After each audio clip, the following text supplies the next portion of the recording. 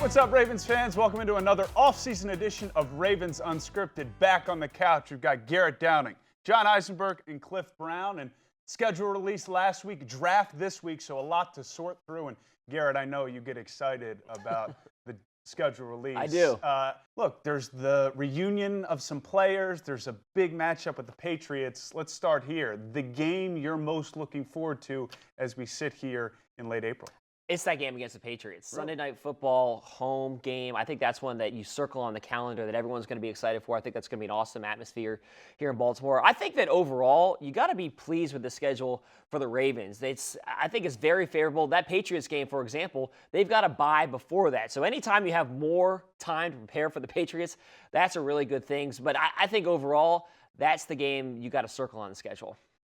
It's the most sane schedule I've ever seen practically for a team. The road home thing alternating the entire season. That's odd, though, right? I mean, that's not rare. a commonality. It almost never happens. So there's none of those 3-game road trips or the what year was it? 2015. The Ravens spent most of the season in California. Then there's no London. These Yeah, guys aren't happy London. about that. It's just like, okay, it's a football schedule. And yeah, there's some good games. There's some great games. I love the Patriots game, of course. But to me, it's like, this is like sane. So it's a good thing, I think, for the Ravens. Cliff, in terms of, again, some of these reunions, we've got Suggs, Mosley, Earl Thomas going back out to Seattle. Of those, which one are you most looking forward to? Yeah, I was going to say that Earl Thomas going to Seattle. First of all, it's always great to go to Seattle. It's a great place to watch a game. The noise, Ravens don't play there that much. And then Earl, I mean, we all know how he parted there last year. Kind of salute he gave them. Coming back, he's going to be really fired up.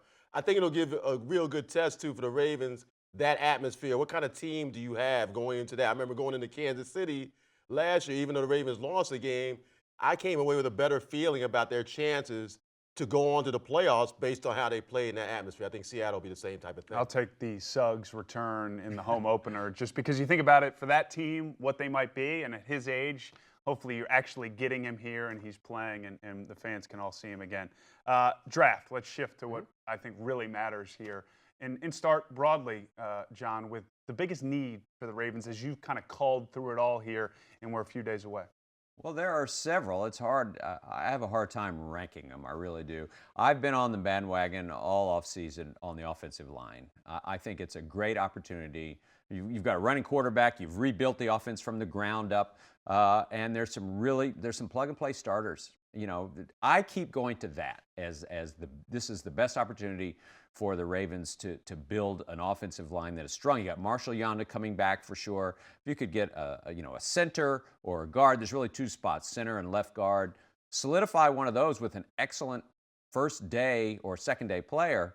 I think you're looking at a team strength. And Cliff, does sometimes need get confused with when you take a player? So if the top need, to John's point, is offensive line, does that mean they have to take one in the first round or in the second round? No, absolutely not. Particularly if you see another player at another position of need who is there, or we've all talked about maybe the Ravens trading back, but I would go pass rusher too as being a real need that this team has right now. Losing Zadarius Smith and Suggs, and also when you get a pass rusher, it's hard to keep them, or if you do, they're really expensive. And the Ravens, to me, have to start cultivating more young pass rushers, particularly after losing those two guys. If you can get pressure on the quarterback, we know what that does for defense. So to me, that's a need they definitely need to address. I love the idea of bulking up the offensive line, but I don't think that's as big of a need. You've got all 5 starters coming back. What about receiver? How have we gone this far and nobody's mentioned the wide receiver position? I really think when you look at... The fans are happy you said that. Yes, exactly. The Ravens are going to add 1, maybe 2 receivers in this year's draft. I still think that is the biggest need on this team. And Garrett, I'll stick with you. The idea of a trade, 1 through 10, if you could, a little bit of the rating game here in segment 1. The idea that they're going to maybe trade back out of that first round, which again makes, when it's one round and Thursday night, kind of a tough one, but big picture may be most important. Well, if 10 is most likely, that's what I'm going with. I think the Ravens have basically come out leading up to the draft and put a big for sale sign up with this 22nd pick. I think they would love the idea of moving back. You look at the receiver position, which I pointed out is I think is the biggest need. There's a bunch of guys there, late first, early second, that everyone kind of has different opinions on. It's sort of a pick your flavor with that position. I feel like they can move back from 22nd to 35 potentially, and not really get that much of a different player in terms of what's on their board. So I expect the Ravens to move back once, maybe twice. They're going to get phone calls, I would expect, and they're definitely going to pick up and try to move. Let's wrap up with some quick predictions here. Let's give it the sense that they're staying in the first round. Cliff, who do you feel like they take there?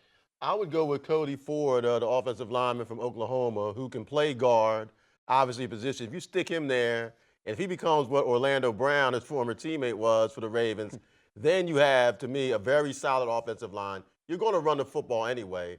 Why not address it with another stud on the offensive line who also can add more athleticism, more power to that position? A guy who can have an impact for the next 10 years. Some of these other positions, even if you draft a good player, they may not have an immediate impact. And we know the Ravens would not have made the playoffs last year with some of the immediate impact they got from so many rookies like Lamar and Gus and Orlando and Mark Andrews. I think they need a rookie like that who can plug and play, and for me, Ford is that guy. I agree with a lot of that thinking, the plug and play, offensive line as well, which I do have, and Cody Ford would be very interesting. Center is a position they've been shuffling through guys year after year. Eric McCoy from Texas A&M, I think you stop that shuffle.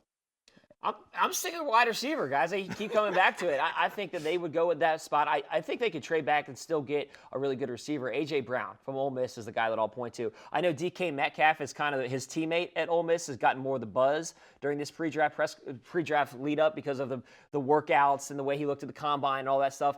But if you look at the tape and you look at the guy who performed better in college, that was A.J. Brown. Highly productive. He's got good size. He's a good route runner. I think he would be a great pick for the Ravens, and he could potentially solve that wide receiver conundrum that's gone on here for decades. We're getting closer and closer to finally having answers to a lot of these questions. Friendly reminder, there are tickets available. Speaking of the schedule for the 2019 season, head to BaltimoreRavens.com/tickets. Coming up tomorrow, we dive deeper into this draft class. We'll see you then.